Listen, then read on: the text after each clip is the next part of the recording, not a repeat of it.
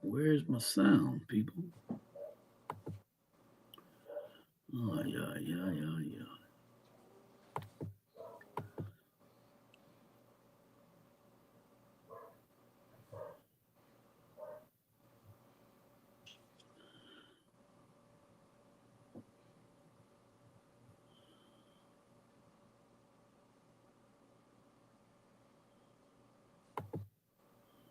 Sorry for that no sound, people, but here we are. We're back live again here on Sports Chat.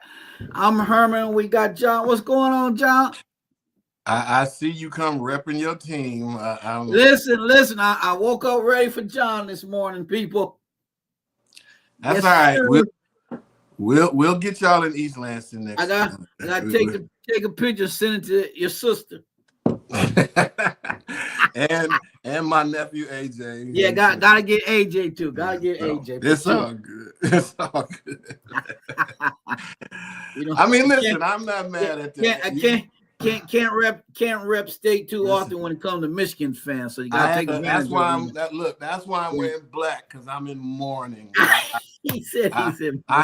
I had a couple of Michigan shirts ready to go for today. Yo, you had them all lined up, didn't you? I had them all lined up, bro. And yeah, good game though. Good game. Yeah. And I tell you what makes it even better though is I love the announcers. Raftery and Hubble. Yeah, excellent. Yeah. Good announcers. Non-biased. Really fair. Yeah. Good basketball fair. Knowledge. Yeah.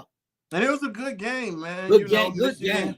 Michigan. You could feel it was like you were there. That's how good a game was. I mean, I think these are the two. Well, Purdue obviously, but State and Michigan are far above everybody this year. They're in a different class, and I think State proved that they're just a little bit above. I don't think they're that much above. Yeah, well, and again, I think because of their guards, right, and their wing, that big man wise though. Oh man, Michigan's nice. got the edge on the interior. Yeah, absolutely. They're nice on it. I mean, they were doing some nice.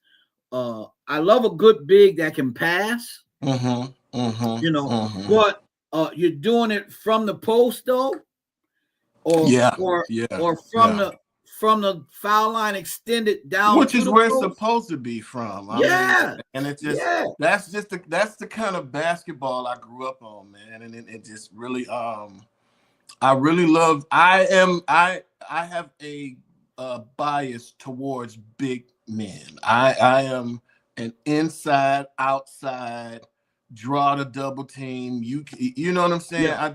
I love that kind of basketball from the inside out. We want to take a second here on Sports Chat, because we're caring people and we have empathy for people. So we want to just shout out Victor Wembanyama right quick and let them know if you're watching us somewhere. Our prayers go out to you that you recover from your health condition. We really something you have to take that very seriously. Anytime you get a blood clot anywhere, that's dangerous, man. Our prayers go out to you. You take your time and get well, young man. You got a world of potential, but your life is more important to you. So we're praying for you here on he's blessed that they found that, man, because those blood clots are dangerous. They're silent killers. Has anyone said what was the point of him getting checked out? Was he experiencing pain or anything? You haven't heard. Question. I don't know. Maybe it was divine intervention. I don't something, know. Right? Yeah. Because going out of here. You can look at a world-class athlete and you can see him and he can look like he's in tip-top shape. But you never know what's going on internally. You never know what's going on inside us, right? So, props to the doctors, to the medical team, and those that really caught this before it could have been catastrophic for this young man. You know what I'm saying? And so great. I'm glad that they caught it. There's plenty of ways that they rid patients of clots. So We're rooting for you for speedy recovery. And when you can return.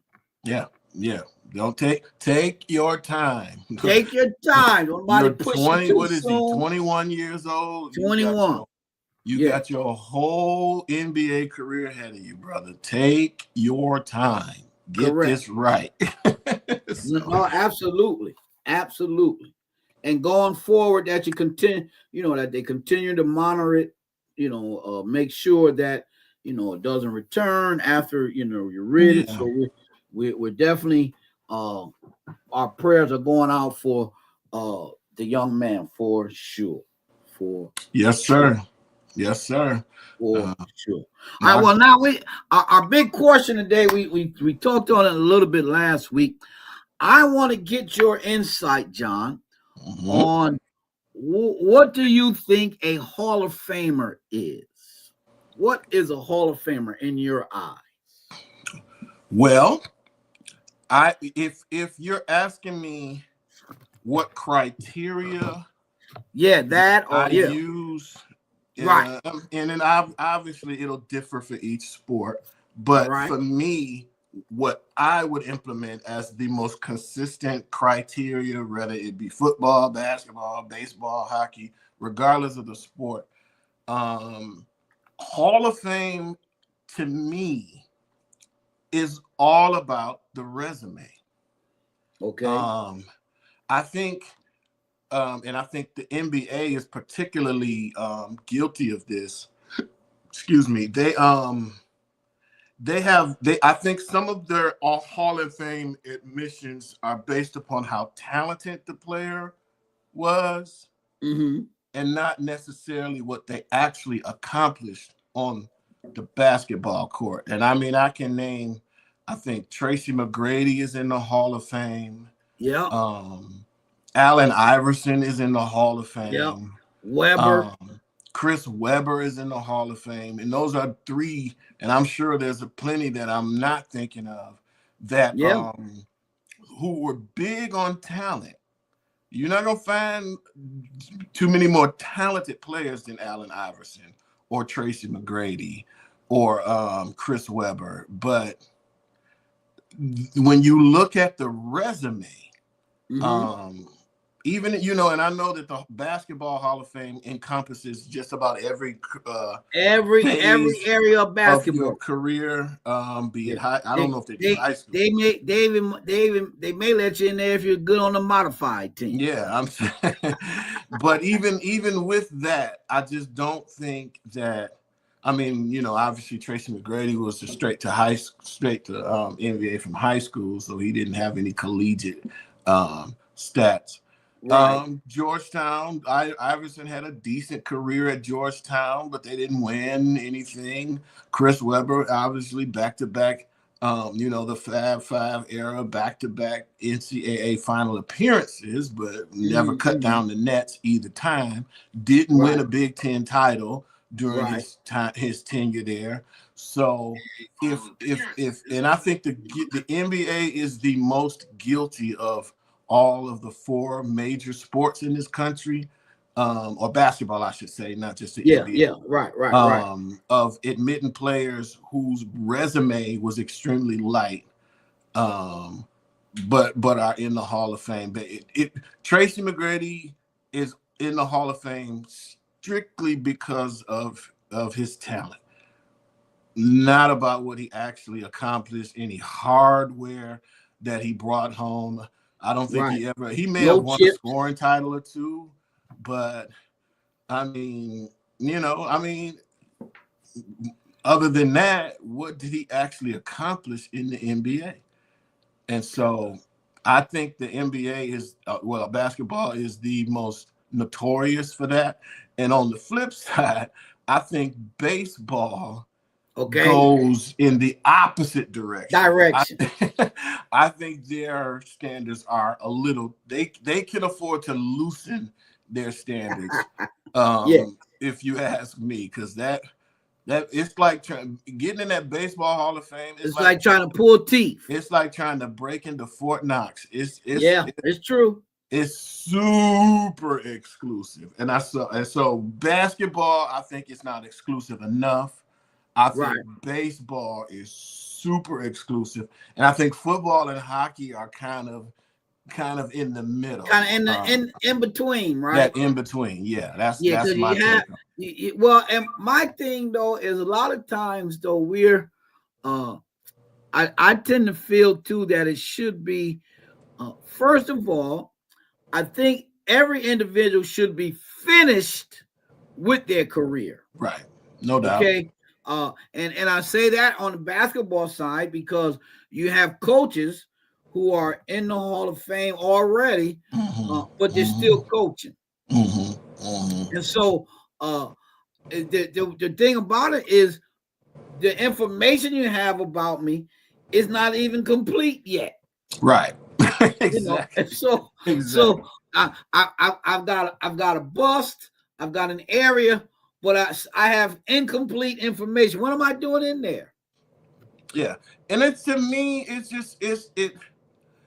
the Hall of it should be the greatest of the greatest. I agree. You know what I'm saying? I agree. It's the best. You should, and I think I get baseball. I get because they're trying to preserve that Hall of Fame for only the absolute cream of the crop players. And I have no problem with that, but you still have some that snuck in, that weren't really cream of the crop, and then you have those that are out that were cream of the crop. So you gotta have a criteria for everybody and keep it that way. And I'm fine. Listen, I'm fine with it being less people in there than more. Yeah, I mean, I would prefer to err on the side of caution. Destroy the honor of it, right? Yeah, I would prefer to err on the side of caution. And when it comes to the Hall of Fame, I don't want to open it up to the not Dennis Rodman, but like I say, the Allen, as great, as talented of a player as Allen. What do you have? One NBA Finals appearance, one league MVP, and he may have won a couple of scoring titles, but that's it. Well, you take a person like Ben Wallace, great defender, but Hall of Famer, 4 times. But you can make a case because you got specialty players like Ben Wallace, whose points per game average isn't going to wow you, won't have a bunch of the assist totals, but the man won Defensive Player of the Year 4 times, and was But I'm saying, does that make him a Hall of Famer? Well, he's information in the Hall. I will say this. If with a guy like Ben Wallace, I wouldn't be surprised either way it went. If somebody wanted to make a case to keep him out of the Hall of Fame, I would be perfectly okay with that. Or if somebody would make, he's a friend, he's one of those guys I would be willing to go either way. That was on the fence. Yeah, but because he was so good at what he did. In his case, great story though, right? Comes from a Division II school, Virginia Union. Right? Virginia Union, right? Even to make the pros the odds are against him, right? I say, but here's my thing with the NBA per se, in the naming of their awards. Now, quite naturally, when you think of defense, you're gonna think of a Wallace and a Rodman type person, right? But what's the NBA criteria for Defensive Player of the Year? Who knows? I mean, you know what I'm saying? I mean, steals, rebounds. Correct. Blocks, block shots, obviously. Boxing out. Points against. You know what I mean? I'm sure they take into consideration points against. I don't know, but I think, and again, much of these awards are basically like figure skating, where people are just judging as opposed to actual set criteria of yeah. You know what I'm saying? It's largely an opinion call. Case in point, I think we talked about this last week very briefly. That defensive player of the year that Michael Jordan won the year in 1988, which many people say was his greatest statistical season, where he won league MVP and defensive player of the year in the same year. When if you look at Olajuwon, he had much better statistics. But I just think they were trying to prop up or to ignite the era of Jordan. Well, this was one of the ways they did it. 3 years prior to winning a championship, though, 88. He won the chip till 91, right? 91 was his first year winning. Yeah. But I think the Hall of Fame, if you just ask me, I think it should be for the guys that have rings, and not just rings, but multiple. I always MVPs. Looked at it. Looked at it as when you're in the Hall of Fame, you're that's solidifying your kind of immortality for that sport, right? That's what it should be. That's all. And so, like a Mount Rushmore, it shouldn't be. Yeah, it's like it's the Mount Rushmore, right? And they've got too many guys in there. The Acropolis in Athens, right? Yeah. You know, there are too many people in there. It's all right. Listen, I'm born and raised in the city of Detroit. I love Chauncey Billups. I love him. One of my favorite players. I don't think he was a Hall of Famer. I don't think he. No, he's a perfect example of why I think not a league MVP. Not he got one championship and one Finals MVP. Okay, right. What else? That all you got? That right? No, so I think. But then when you go back to baseball, you got guys that are 5th ballot Hall of Famers and guys that, you know what I'm saying? That's like, come on. But again, though, a lot of times we're aware of that. But when you go to Cooperstown in that section, it doesn't say you're a 5th ballot. First ballot. Is your Hall of Famer. You just said Which is my point. If he's a Hall of Famer, he's a Hall of Famer. Yeah. Why does it take 5 votes? 5 times. You know what I'm saying? Correct. If he's a Hall of, this is where I say baseball kind of goes a little too far. And then they even have the Veterans Committee, right? Once you fall off, come on, man. You couldn't get through on the first chance, but then you get the second chance. Right. That's where I think they go too far with it. I think Pete Rose should be in the Hall of Fame. Listen, I don't care what anybody says. Here's the point. The time before last, I went to Baseball Hall of Fame, right? And I think it was the year. I think Reggie Jackson. It's been a while. Reggie Jackson got enshrined, right? So I go up, see Big 44. It's the October. And I'm looking at all of Pete Rose accomplishments, man. This 2000, but all his stuff is there except for his spot in the they make money off of him and correct his accomplishments and paraphernalia, but y'all won't let. First of all, he never bet on any of his own games. Correct. He never did. Well, and here's the thing, Veteran Committee, you've got to put them in now because gambling is legal now. Yeah, I mean, you got matter of fact, they're giving you odds at before the game, halftime, and the 2-minute warning.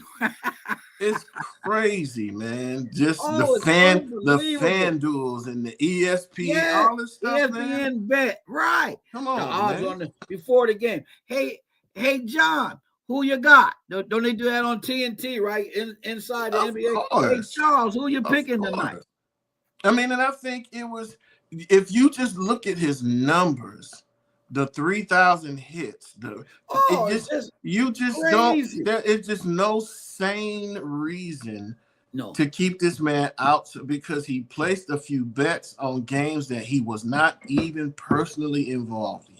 That's insane to me. That's insane to me. But that's a part of the holier than thou attitude of Major League Baseball. And my thing too, okay, it's all right, but then tell the story, right? Put me in, but tell the story. I mean, how many of those you gonna put Alec? Is Alec Rodriguez? He was part of the steroid area. Yeah, no, he not. Bonds, Rodriguez, and Clemens probably won't even. They won't sniff the whole thing. And I can see keeping those out because if you took in illegal enhancements and things to. Although I've never known or never seen the direct correlation between steroid use and hand-eye coordination. Listen. You know what I'm saying? Like, absolutely. Absolutely. I'm glad you said that. Because listen, when everybody knows when it comes to baseball, especially hitting, I don't care how pumped up and strong you are. If you can't get to the ball, you just can't get it. Right, swing. Yeah, no doubt about it. No doubt about it. So now, did it give me a little more power once I got to the ball? Yeah, but did it make me quicker? No. But tell me what's wrong with that? In terms, I mean, when they say performance enhanced. We do a lot of things to enhance our performance every day. I take vitamins to enhance my performance. You know what I'm saying? And here's the point. What is wrong with enhancing your performance? At the time, some of the stuff they were taking was not illegal. Yeah, all of it wasn't illegal, right? Yeah. Now, you got to the place where they talked about the cream. Right. Which all it was testosterone cream. Yeah. Right. Yeah. Which is a controlled substance drug, which you need a prescription for. Now, if you have a list of banned things, and I'm taking those, okay, right? I understand. Some of the things that they were saying they were taking were not on the list. Just the stuff that when Mark McGwire, Andro, whatever it was, that's testosterone cream. Yep. You know what I'm saying? I just think that's where I think baseball is a little too anal and a little too rigid and stringent with their. And I'm okay with wanting to preserve it for the best of the best and those who you feel like didn't cheat or whatever, but I just don't see. I've never understood the reasoning behind because it enhances your perforance, bro. We do all kinds of stuff. We want no advantage, right? You can't have no advantage. We do all kinds of stuff to try to enhance our performance. Sure, right? Like I say, I take vitamins every day. Any coffee drinkers out there watching, listen to us today? You know what I'm saying? Did you have your coffee this morning? If that is the premise behind these substances being banned, then you might as well ban vitamins. Right. You know what I'm saying? So I just think baseball goes too far. I love baseball. Can't wait for the spring training. The other day, Bobby Portis got suspended. 25 games. And so what happened was there's Toradol, which actually is Ketorolac, right? And then there's Tramadol. Tramadol, I think maybe 4 years ago, just got on the controlled substance list. as a drug itself. Before it wasn't controlled substance. It was just tramadol. They if you didn't use Tylenol, they give you tramadol. It was a little. I forgot you the medicine guy. Yeah. So tramadol is now on the controlled substance list. So basically, when it comes to it's not a Schedule 3, which are narcs, but it's still a controlled substance drug. Okay. Whereas ketorolac is just a regular pain medication. Okay. Right. So if you go to the ER and they give you some, if you go in, you got pain or whatever, 9 out of 10 times they're probably gonna give you ketorolac, which is Toradol. Okay. So Portis, I guess somebody gave them some tramadol, which they thought it was Toradol. Which, it makes sense to me, but of course the tramadol is illegal because it's controlled, and the ketorolac is not. He got his balls mixed up.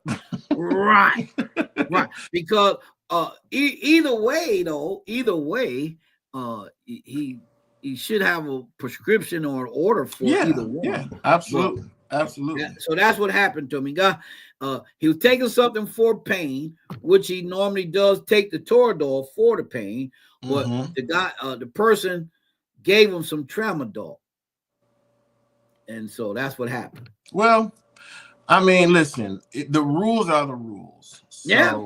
Regardless of how petty I think the rule can be sometimes, the rule is the rule. So you break it, and that's kind of how that was, not to totally change subject, but that was kind of my approach toward the Michigan investigation of in-person scouting. I think it's a stupid, antiquated, outdated rule that was only put in place because of a cost-saving measure. They wanted to keep not every school had it within their budget to send people to do in-person scouting, which we don't even have to do anymore with the technology that we have. But it was a rule. So to say I don't think they should deserve the hammer brought down on them like some of our Michigan State and Ohio State fans want to suggest. Here's looking at you. But to say they don't deserve any type of punishment, no, you break the rule regardless of how trivial the rule is. If they come out of this with a reduction in scholarships or maybe a bowl ban, then I mean that's just something that you have to do. And like you're saying, let's just be honest, folks. Everybody is trying to come up with some type of advantage for their benefit. That's what, of course. The fact that you have to send me film, right? Or you're supposed to send me your injury list, right? And you withhold the information about, Absolutely. So everybody always trying to get. Now, if it's blatant cheating, but come on, and little inside, come on. Yeah, I mean, and then I get the blatant stuff. But some of this stuff is, and especially because they don't enforce things unilaterally and consistently. It's just I don't think, and again, baseball to me is the biggest culprit of this, where they how the scriptures say you strain at a gnat and you swallow a camel, and what I'm saying? It's just like, do we really need a rule against this? Is this something? Right, exactly. And especially at this point in time. This day and age, do we really need to monitor this? When I could just about fly a drone into your practice? Bro, come on, man. Maybe that might be illegal too. We want to give nobody set. We break down film to steal signs. We break down, you know what I'm saying? Right. What's the real crime here? I mean, can I tap on the trash can and let me know that the fastball's coming? Yeah, you know what I'm saying? We do all we and which is why I hate, because it creates a narrative that's not true. It's not it's not a sign stealing scandal because it creates the impression to people that it's illegal to steal signs, and it's not. It never has been. You know, and I was just thinking about how they say this about especially about Clemens and Barry Bonds. Oh, prior to their usage, they were already Hall of Famers. Huh? What? Now listen, right? Clemens is not as obvious to me. That if you look at Pittsburgh Pirates Barry Bonds, oh yeah, and sure. San Francisco Giant Barry Bonds, sure. I mean, dude swelled up like a. And here's the thing. Now, I don't have no problem of Barry swelling up if he was swelling up now. Right. You know what I'm saying? Right. After retirement, you know. Right. Which is what a lot of athletes do. Correct. I mean, you and I both know 25 years ago, 30 years ago, when we first met, we was Slim Dandy too. Follow saying? I ain't the size I was at 19. But I didn't get any faster and quicker when I swelled up. No, dude was like you look at him, even his head like doubled in size. Yeah, well, because now he looks real good now. Even in comparison to then, he's off the juice. Yeah, no doubt about it. He's off the juice. But again, I say tell the story, right? Because some of the things that they were using weren't always illegal. No, and then even some of your greats, Hank Aaron even said it. But I think they try in order to because of the public embarrassment. Because make a statement. They tried to make a statement. Oh yeah, no doubt about it. Totally. And I think that was wrong. 100%. I think it was wrong.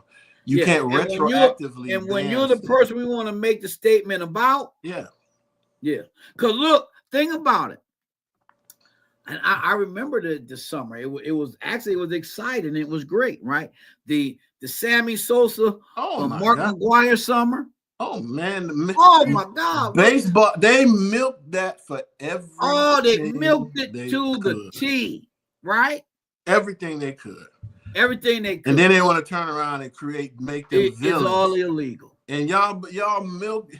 First of all, milked it. They milked it, number one, because they actually needed to because of the strike of '94. The strike of '94. Yeah. Where you had just canceled. Just the first year on the books where there was no World Series, no All-Star, no World Series, nothing. Just canceled the season. I remember where I was. That's another one of those remember where you were moments. I was in the parking lot at Target. Your memory is unbelievable. Man, I'm telling you, I was sitting in the parking lot at Target. I had the radio on, and they come on that the rest of the Major League season has been canceled. I was like, what? Just horrific, man. That was the year Ken Griffey was going off. Ken Griffey. I think Cleveland was having a banner year that year. Yeah. And so I was like, are you kidding me? And so the negative press they got, they needed they needed that home run chase. Correct. And they milked it to the T. Yeah. Because and so Major League Baseball just kind of looked the other way while for that season, right? That season. Come back. And then they wanted to act all tough in the aftermath of that. Especially since 2 years later, was it 2 or 3 years later, all that fuss about 70 home runs, and then Barry Bonds 2 years later hit 73. Right. So and not only that, remember the whatever the company, I forget the name of the company that was in the Bay Area, right?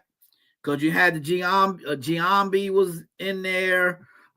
Jason Giambi, the Twins, Jason. Right. Remember, because they were on the A's, which in the Bay Area, so that company that was giving out the cream was in the Bay Area. Bonds is in San Francisco. So I mean, it all adds up. But I mean, tell the story, people. Tell the story. Tell the story. That's what you tell the story. You want to create. You want to, because if what I've found is that when you don't tell the story, when you don't give, you leave it up to people to make their own, to create their own narrative about it. Yes, sir. Which could be completely false and completely incorrect. That's what you have. You tell the story. Just creating their own narrative. Okay. Remember, was it last over the summer when Major League Baseball said we're going to count the Negro League statistics now. All right. And so now if you're gonna do that, that's gonna you gotta take all this information kind of off the board and then put up the correct information. Right. So some of your people, in comparison to some of these players, aren't Hall of Fame worthy based on the numbers. No, absolutely not. Yeah, but that's the thing. It's like when you compare. And it's not our fault that we had to create our own league because of discrimination. You know what I'm saying? Correct. So, I don't know. And so baseball just has. And so you can always say, right? Oh, they weren't that great because they didn't play with this one. Isn't that what they do now? Exactly. Right. It's like he couldn't play in our era. He couldn't play in this league, or he got that's what they tried to do with Ichiro.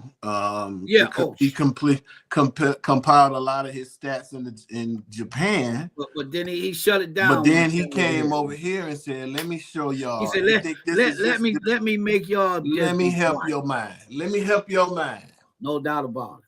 Came over here and lit this league up. Yes, he did. That's how it is. So I love baseball. I can't wait. I'm especially. Yes. We got started up Thursday. Actually, the Cubs and the Dodgers. And then the Yankees played Tampa yesterday. So yeah. It's alive and kicking. It's here. I mean, this is one of the. Oh God, here we go. This is one of the cool sports times of the year where you got the NCAA tournament on the horizon. And actually, I think this tournament is going to be crazy. I think it's going to be special. So I'm looking forward to the tournament. I'm looking forward to the beginning. You know, obviously that you hear the birds chirping and you know, baseball beginning and especially and I've read some of the pundits and the experts. They think that my Tigers season and the run that which was a near historic run. I mean, for sure. Listen, they think it was a fluke. They've written it off as a fluke. You know, a team that just got hot. Yeah, but they got young talent. But you know, it's you got to follow it up, and I understand. But you know that's one thing about pretty much all the sports again is the consistency year after year, right? You have a great season, and I'm actually okay with that. I'm okay with the skepticism because hey, listen. In August of last year, we were well out of the playoff, out of the picture, and with a month and a half left to go in the season. So I get the skepticism. We had to go on an absolutely torrid run just to get into the playoffs. If we had a producer, I'll say, can you play the clip of John's statement will be done by Memorial Day? But that's usually how it is around here, man. We plan out the string by Memorial Day, and it's like, dude, you can't be 500 games under 500 before June. Well, it's so funny because, and for especially for Detroit sports fans, right? If they're done by May, in years past, you had nothing to look forward to because you weren't worried about you weren't worried about the Lions at all. Lions but now was trash. Now it's flipped, right? It's flipped. The Tigers did well. You got great expectation when it comes to the Lions, right? And even the Pistons are having a better year this year. The Pistons are having an unbelievable resurgence. Well, they have a good. I like their nucleus of where their team is made up. Good young talent. Because they got young talent and they don't have a lot of old talent. No. Most their older veterans are still under 30 themselves. Yeah, really. So yeah. We got a good makeup. They've got young talent. They picked up a veteran sharpshooter in what's the guy name? Sealy? What's his name? His name escapes me right now. Malik. Yeah. And he's on the Lakers, and then he's on Milwaukee last year. He was on the Lakers, and they're doing this without Jaden Ivey. So when he comes back to the mix, they're going to be that much better. Tobias Harris is steady. Tobias Harris has been playing Tobias Harris basketball. Yeah. Yeah. So and you got to give credit to their coach. Bernie Bickerstaff. Gotta give credit to Bickerstaff. He came in and he established a new order. In spite of the past, he's working very well with the talent that he has. Right? Yeah, it's all, and I don't want to make this just a Detroit sports show, but yeah, all four of our teams have reason for optimism. Obviously, the Tigers are looking to build momentum off the. I mean, if it wasn't for a clutch hit by Cleveland at home, the Tigers had a home run. They were 2 outs away from the ALCS. Yeah. So, and they have literally the youngest team on paper in baseball. Yeah, I think they'll do well. The point is, their confidence should be built up. Yeah. Just off of what they did. We re-signed Skubal. That was the key. That was huge. That was huge. And it depends on what's the name now. He's not going to hit for average, but he's going to do some clutch stuff. Torres, yeah. If you're fine, because he can hit anywhere between 25, 30 homers. And that's all you want from a guy like him. Correct. You'll take that. You'll take that. And so it's always I love how sports are always excitement and enthusiasm when it's training camp. Right. Right. But that's how it's supposed to be, right? Yeah, obviously. I mean, but you get a good 30 games into baseball before you really kind of get an idea of what you have. But nothing like opening day, man. Now in sports, overall, and probably outside of hockey, right? These players, man, injuries last forever. Yeah. Right. There was a time, even football and stuff, guys get out there with a broken leg and broken hand and still perform. But now I got a hangnail. I can't go tonight. Well, these guys are. I mean, back in the day, you remember, and you go back a little further than I do, but guys would play sports, and in the off season, they would have to get jobs. Supplement. Yeah. These guys are mini corporations now. Of their own entity. They're brands, and so they're not doing anything. And you're correct. Really no incentive to push myself. No. Right, I got to. That's how LeBron James can get away with backing out of the All-Star game at the last minute. Literally at the last minute. Yeah, exactly. And John, I'm okay with that per se, but at least put the uniform and stuff on. Yeah, if you knew you weren't going to play, back out in enough time where somebody back out so they get somebody replaced. So where you can get somebody that got snubbed. But he's still the face of the league, and he's got all kinds of leverage. That's even more. That's even more reason as the face of the league to be more responsible for your actions. Yeah, I agree. Yeah. I agree. You know, because again, you know how it goes. You know that people are snubbed. You know that they replace injured position, and you still Giannis was injured. They replaced him, but he still shows up and goes through all the rigmarole, uniform, everything. That was a flex. That was nothing but a flex. No doubt about it. Just like Bronny being on the team is a flex for LeBron James. He did it because he knows he has the power to get away with it. Yeah. And it shouldn't be allowed though, right? It shouldn't. Y'all know I'm a huge Bron fan. I'm upset with that. I don't think that was right. Yeah, and I'm a huge Bron fan, but I don't defend that at all. That was fine. Well, and John, the worst part about it, right?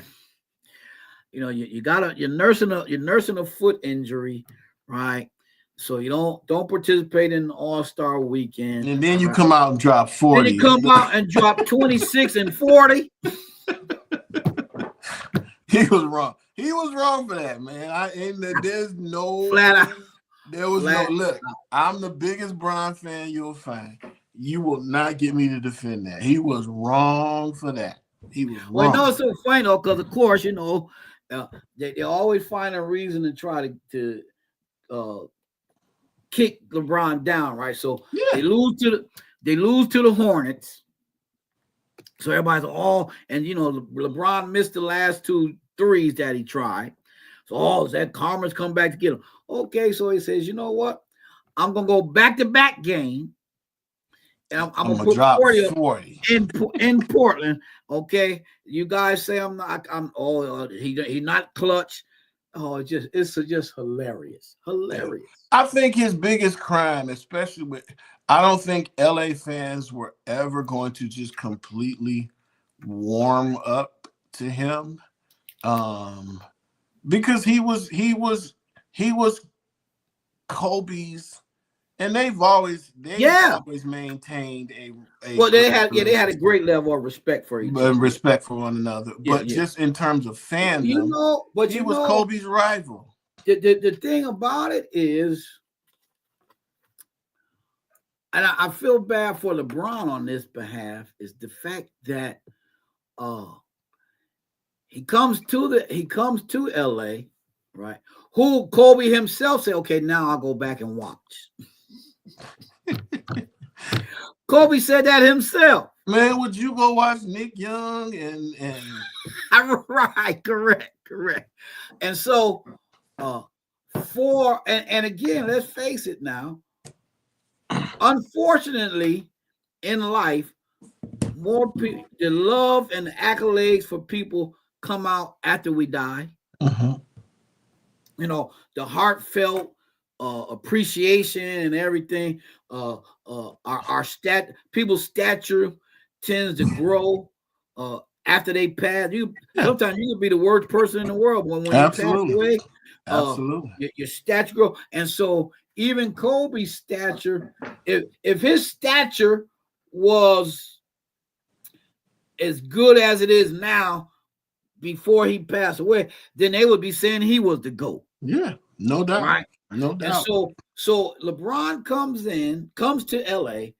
Kobe dies in his first year there.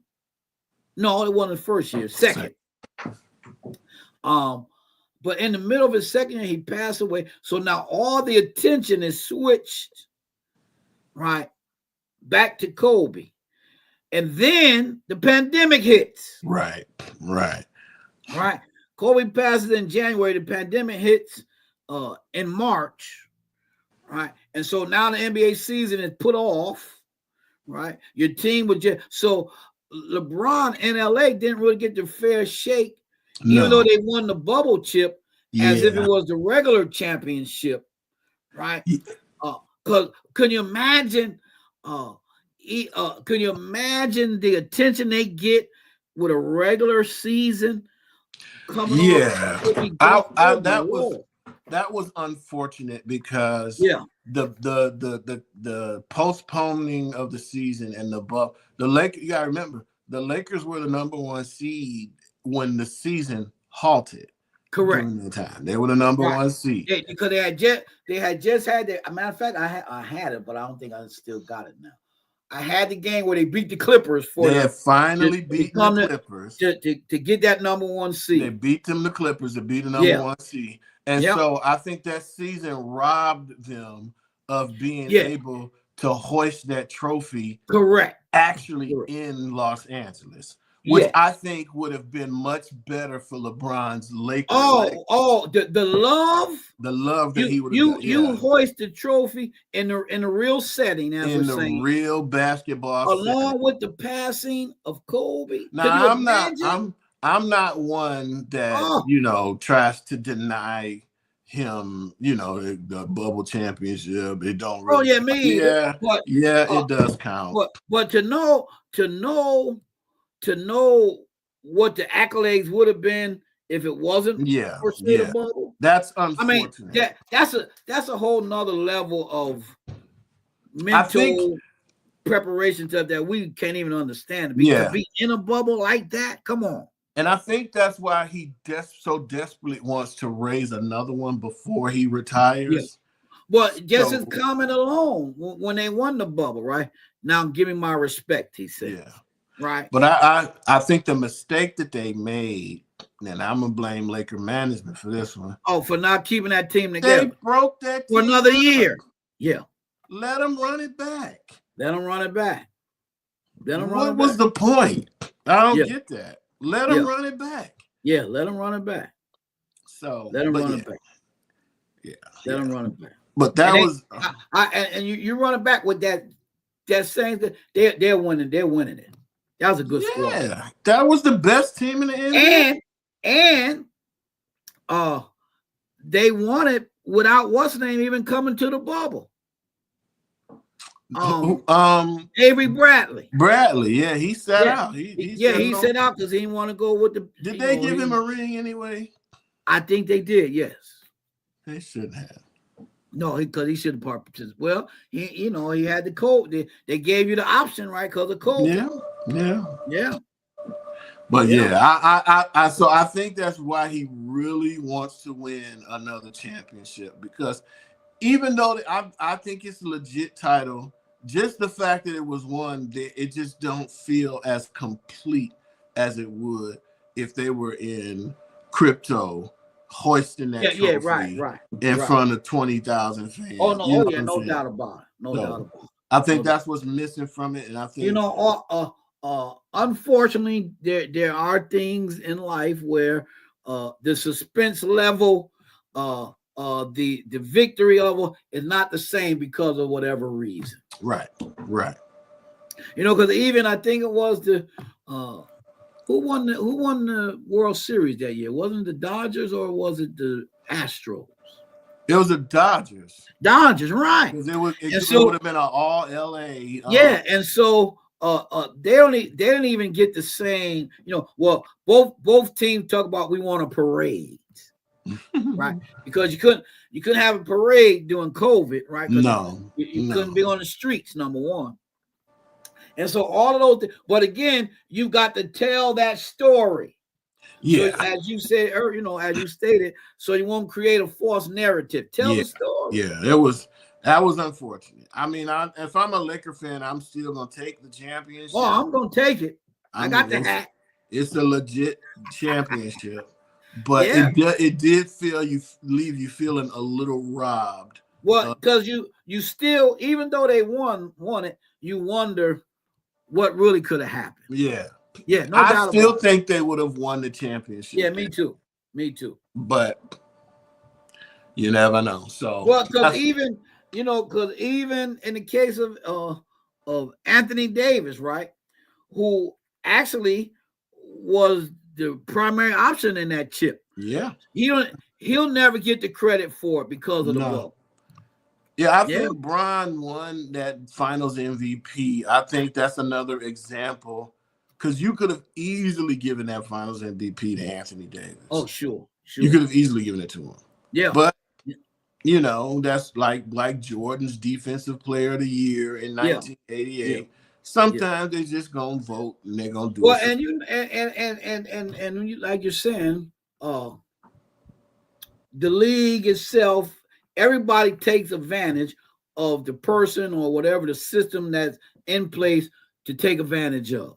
Of right? course. And so who better to be the final MVP of your pandemic year championship than the face of the league himself? I mean, yeah, it made all the sense in the world. Yeah, no doubt about it.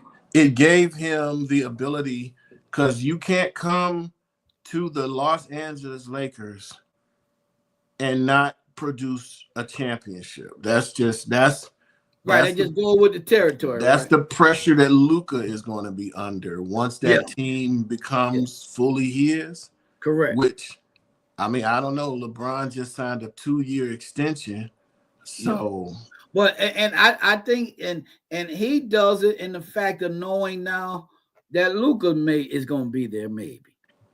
Yeah, right? But would that have? I'm still not completely sold on those two playing together, and I don't know. Well, I worry more about Luka end of it.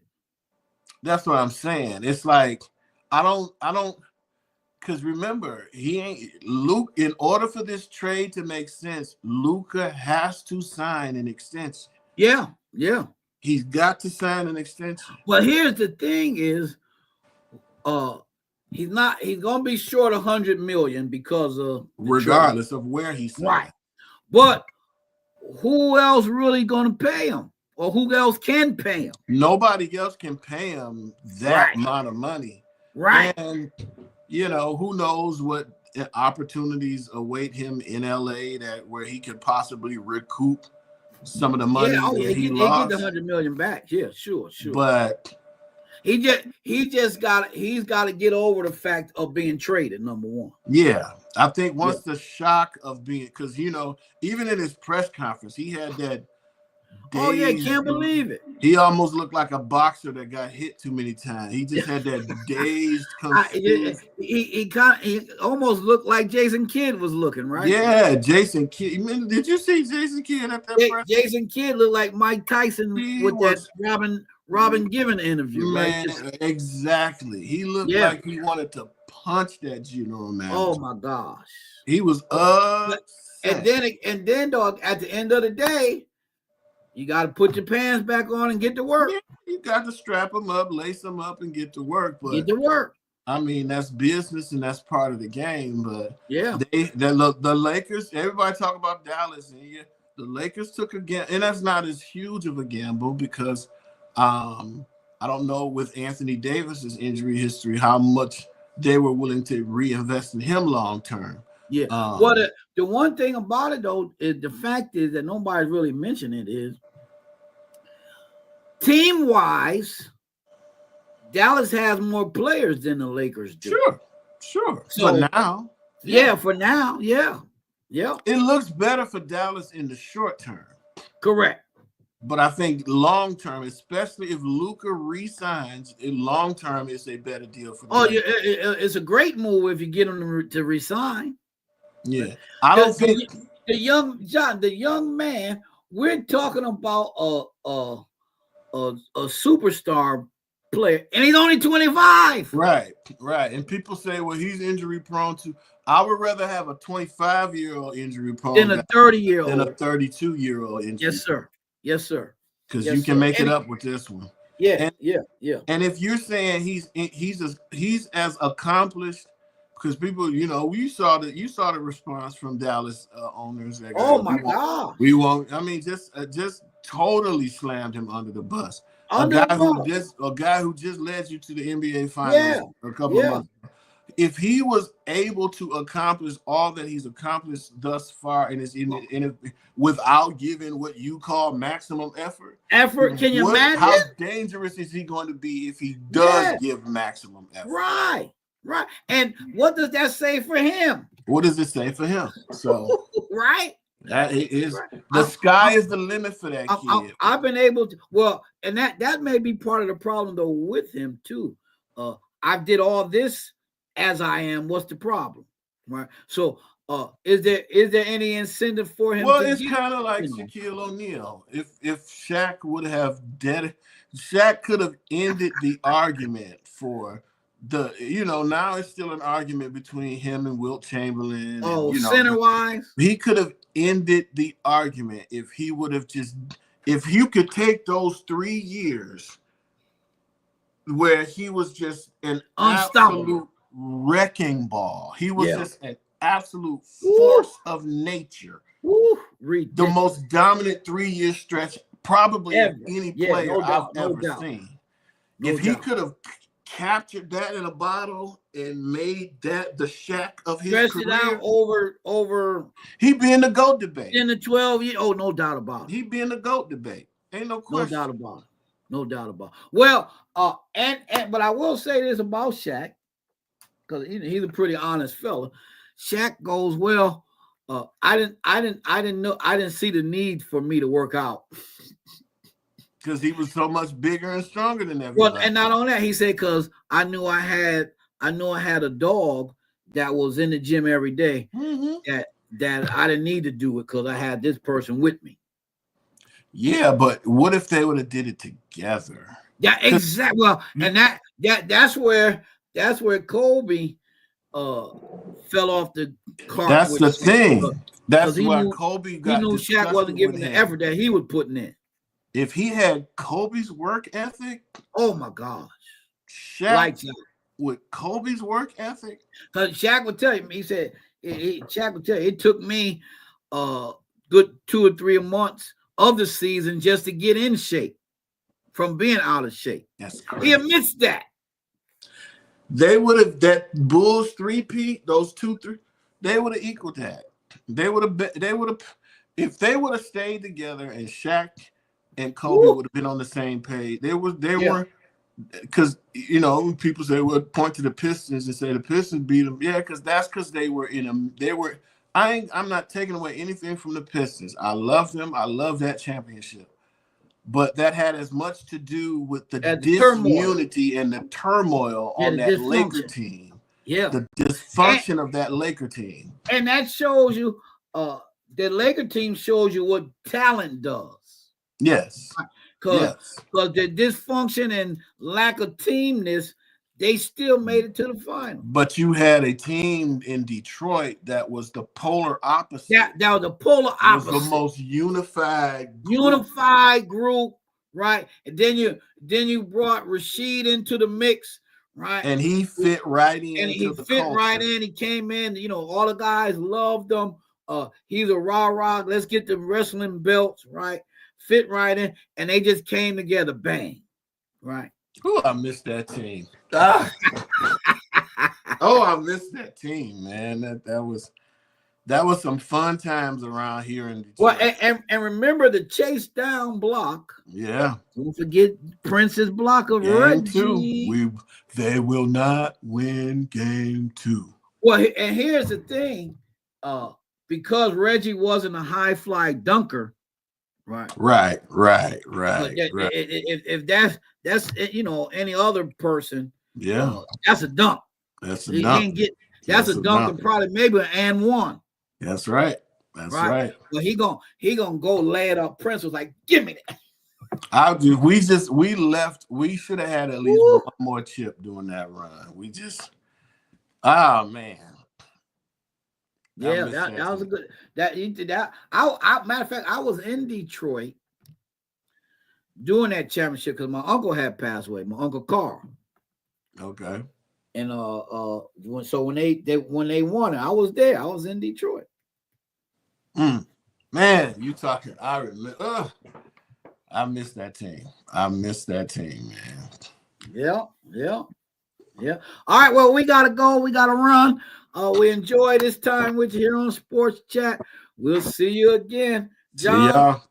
We love you, man. Love you, man. Everybody have a blessed rest of the weekend. I'll see you in a couple of weeks. All right, sir. All right, man. Peace. All right.